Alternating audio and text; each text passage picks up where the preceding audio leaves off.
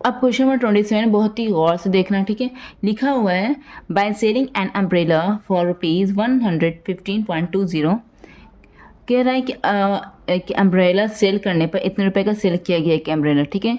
किसान ने सेल किया इतने रुपए का एक अम्ब्रेला, ठीक है। तो उसमें लिखा किसान को लॉस हो गया, कितना लॉस हो गया, 10% लॉस हो गया। कितना लॉस हो गया, 10%।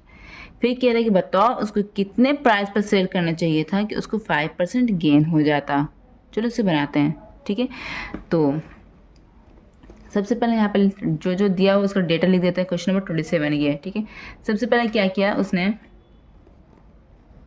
SP है ना, पहले SP1, पहले जब उसने सेलिंग प्राइस किया, सेल किया, तो सेलिंग प्राइस का था 115.20 ये था, ठीक है। अब यह क्या किया उसने, तो उसे लॉस हो गया। क्या हुआ, उसे लॉस हो गया, 10% लॉस हो गया। तो अब पूछ रहा है कि अब उसका सेलिंग प्राइस क्या होना चाहिए कि उसे गेन हो जाए 5%, ठीक है। तो सेलिंग प्राइस अब क्या होना चाहिए कि उसके गेन हो जाए 5%, ठीक है। तो यहाँ पर ये देखो, सेलिंग प्राइस का फॉर्मूला जैसे कि होता है, यहाँ पर मैं बताती हूँ। सेलिंग प्राइस का फॉर्मूला होता है 100 प्लस गेन लिखो या लॉस लिखो यहाँ पर बाई 100 इंटू CP, यही होता है ना।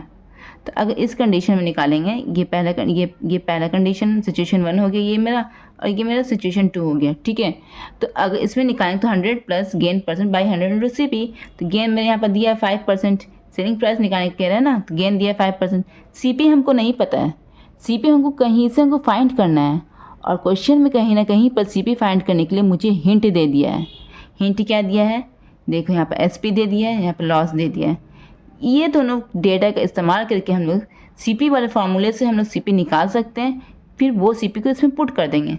CP का फार्मूला क्या होता है, 100 बाई, यहाँ पर लॉस हो रहा है ना, तो इस कंडीशन में CP का फार्मूला क्या होगा, 100 by 100 minus loss percent by 100 by 100 minus loss percent into SP, यही होगा ना।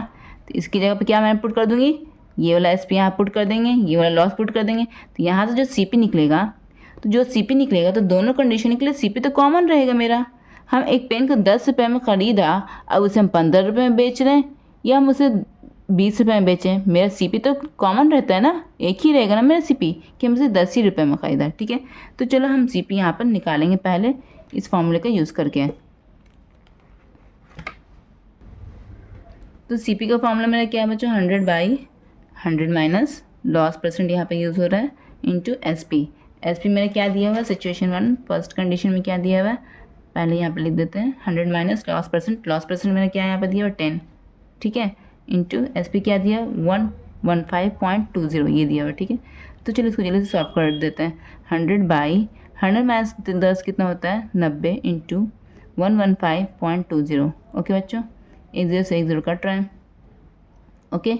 अगर पॉइंट हटाया जाए तो यहाँ पर कितना डिजिट के पहले पॉइंट है, 2 डिजिट के पहले पॉइंट है, तो नीचे में 2 0 लग जाएगा, एक पर 2 0 लग जाएगा, ठीक है। ऊपर से पॉइंट हटता तो नीचे लग जाता है 0, और अगर नीचे से हटाता पॉइंट डिनोमिनेटर से हटाते हैं तो न्यूमरेटर में लग जाता है, ठीक है। तो यहाँ पर न्यूमरेटर में, तो न्यूमरेटर से हटाया तो डिनोमिनेटर में लग गया, 1 0 से 1 0 कट गया, 1 0 से 1 0 कट गया, ठीक है। तो यहाँ पर मेरा आंसर कितना आया 1152/9, यही आया ना यहाँ पर मेरा आंसर। ये क्या है मेरा, ये मेरा CP है, ठीक है, हो गया। अब हमको क्या करना है, इसे फिर मैं SP वाले फार्मूले पर से पुट करूँगी। SP मेरा क्या था, मेरे यहाँ पर 100 plus gain percent by 100। Second condition में क्या हो रहा है, सेकेंड कंडीशन में गेन हो रहा है ना, सेकेंड कंडीशन में हमको SP निकालने का कह रहा है, ठीक है। सिचुएशन सेकेंड में हमको SP निकालने कह रहा है, तो इसलिए यहाँ पर SP वाला फार्मूला पुट किया है। तो 100 प्लस गेन कितना हो रहा है 5/100 इंटू CP मेरा क्या निकला है 1152/9, यही CP निकला था ना, तो इसको यहाँ पर वैल्यू पुट कर दिया, ठीक है।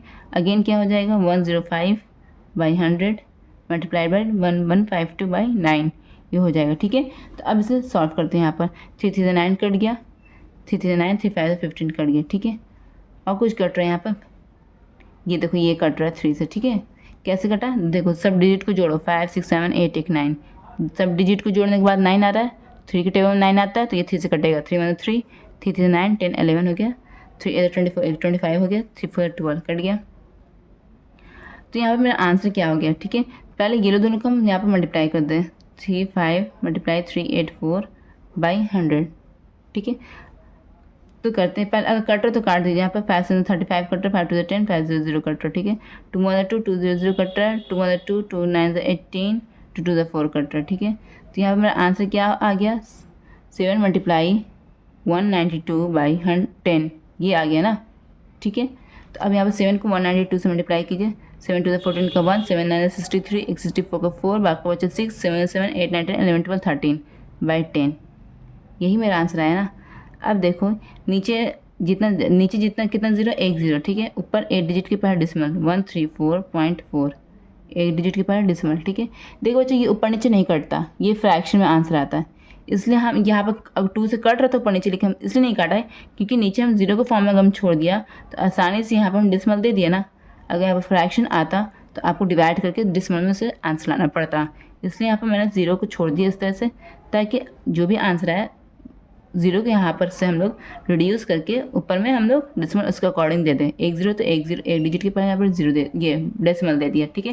तो ये मेरा आंसर आ गया है, आप अपने बुक में चेक कर लीजिएगा, ठीक है। ये मेरा आंसर आ गया, ठीक है। आपकी बुक में यहाँ पर जीरो दिया हुआ है, डेसिमल के बाद जीरो लिखिए लास्ट में या ना लिखिए, कोई फर्क नहीं पड़ता है। 1344.40 is equal to 134.40 is equal to 134.4। तो यहाँ पर लास्ट में ज़ीरो दीजिए या ज़ीरो ना दीजिए, कोई फ़र्क नहीं पड़ता, आपका तब भी यही आंसर रहेगा, ठीक है। आप अपने बुक में मिला लीजिएगा। अब हम नेक्स्ट क्वेश्चन की तरफ बढ़ते हैं जल्दी से बच्चों।